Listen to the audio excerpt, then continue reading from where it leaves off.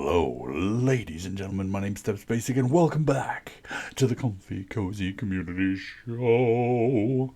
It's funny to think that I started doing that when I had a little bit of a cool little blanket on, so I actually looked like I was comfy and cozy. Now I just kind of look like I'm ready to go out for the day, don't I? Anyway, hello, ladies and gentlemen. Welcome back to the show. So today we have a bit of a special episode. There was a lot of comments last week, but because of the weird point at which this episode is during the week, we have last week and this week's. So we're halfway through this week, so it's like, okay, we need to be careful about that. Let me see. When were these comments? 2 days ago. So I'm going to avoid the ones that came this week and just put those in next week's, because I had a lot of comments on one video. So we're going to go back to, here, let me go ahead. So last time we had a community show, my friend was commenting on my last things. Oh noes. Oh, from Bubble Ninja. Oh noes, you ran out of bullet juice to feed to the cranky big baddie. Yeah, I sure did. And we've seen that episode now. Was that why there was no part today? Kinda. I've been kind of toying with the idea of restarting, and now I have restarted. So yeah, that's going to be the topic of today's video. I won't hold it against you if you wanna/need to restart. It says Bede. Stupid typos, man, they're the worst. I know I'd restart if I were in your position, and I have, but we're going to talk about that in the episode today. Shocking news. Somebody comments, it's sad that this kid has to deal with this annoying bald guy every day.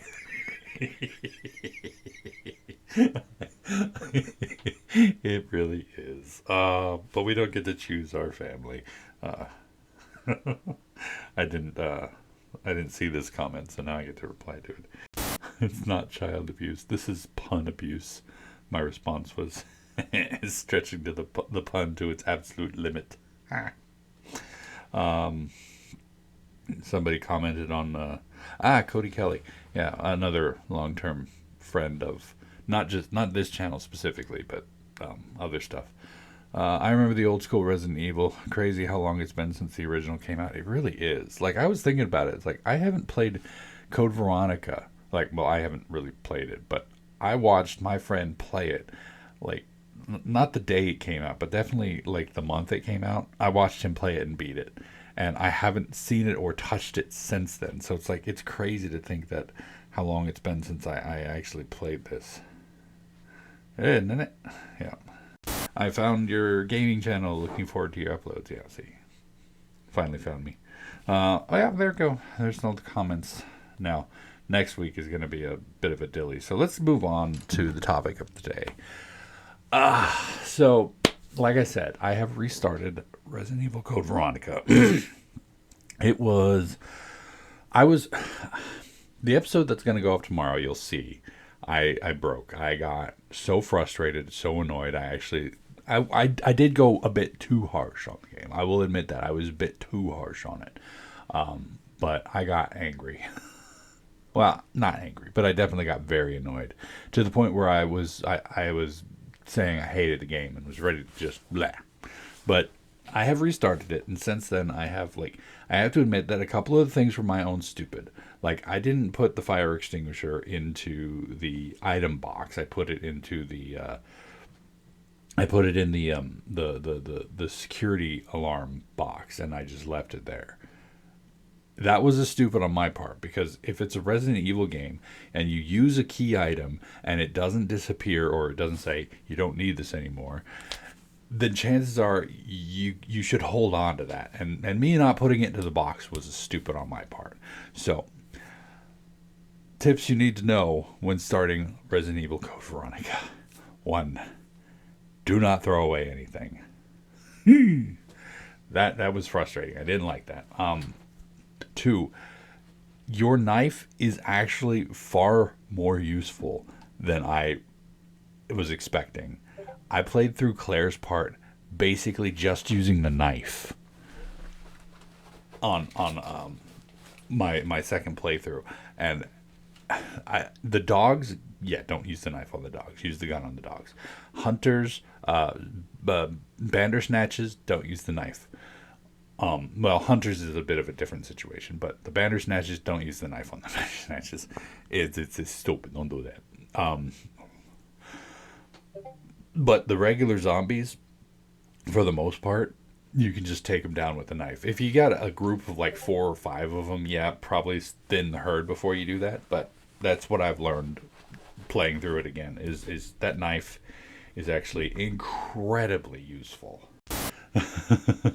After playing through Claire's part, I actually got to the Arctic without having used the MP 100s, her machine pistols, her dual machine pistols. I didn't use those at all on the island until I got to the Antarctic with them. I didn't use them at all, and so when I got there, I just like, all right, well, I got these things, might as well just kind of use them now, and I cleared through that part pretty effectively, and I got to the Nosferatu.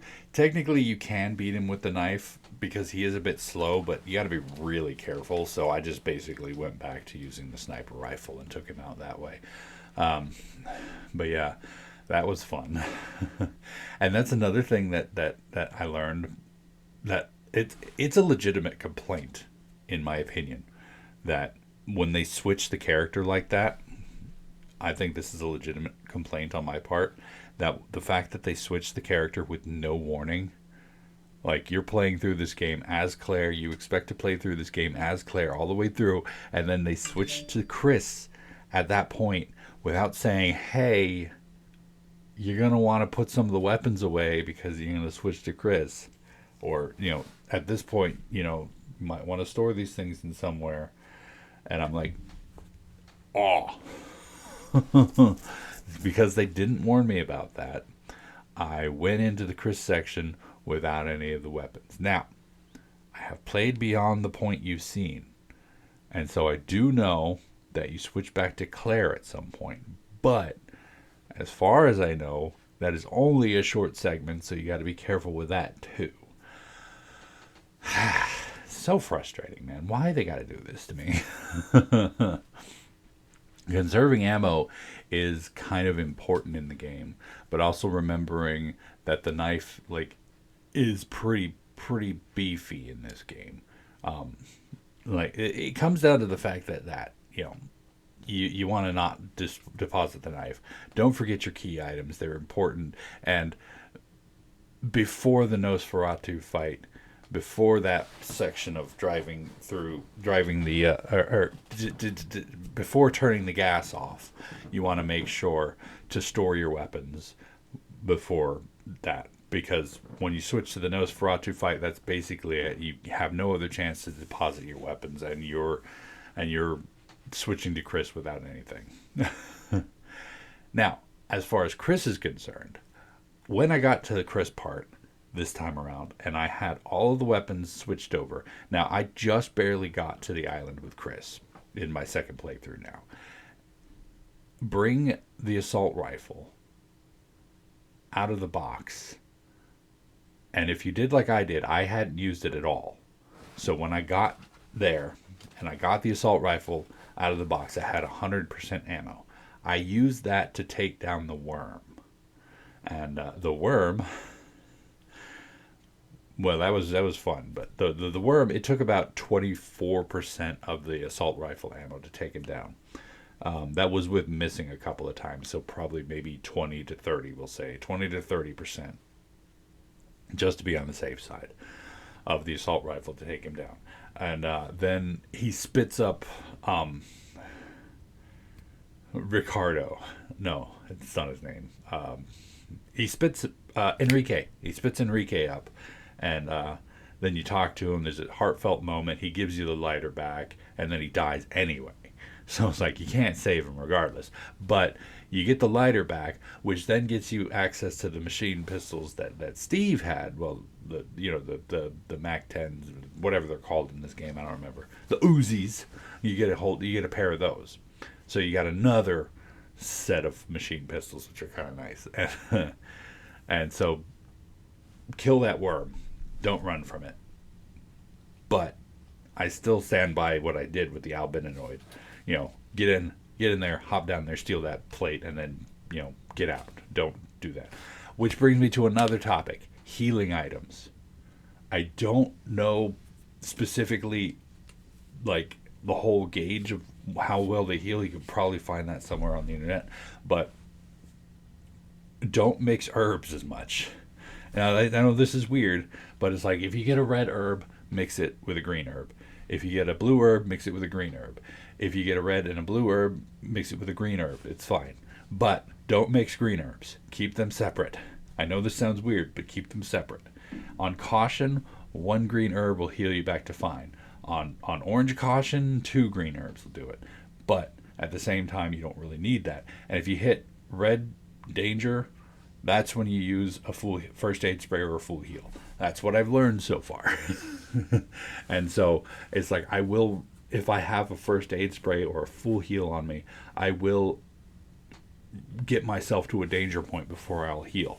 Now, unfortunately, there are some bad guys who are a little bit more vicious when it comes to combat. Things like the Hunter's Flying Strike can take you down from orange to dead, basically in one hit, which is unfortunate. But for the most part, you know, just be a little bit more. Don't mix your herbs as much. Keep green herbs rather than double green herbs or triple green herbs. Keep green herbs.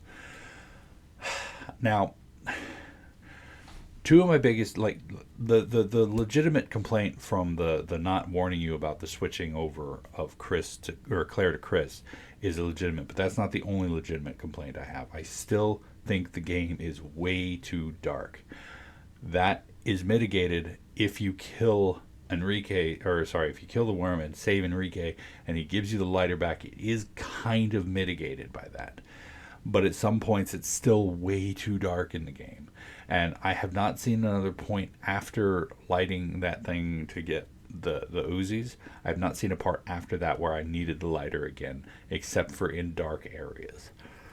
And, oh my god, I didn't even mention the spiders are pretty easily taken care of with the knife too. Just to let you know. But yeah, anyway.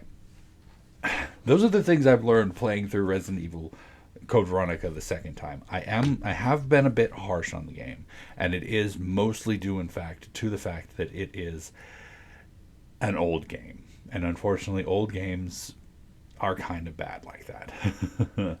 But anyway, apart from all that, new episode coming tomorrow will be the last of the current playthrough, and then I'll come back, hopefully, not even hopefully, next week I will be back with more episodes of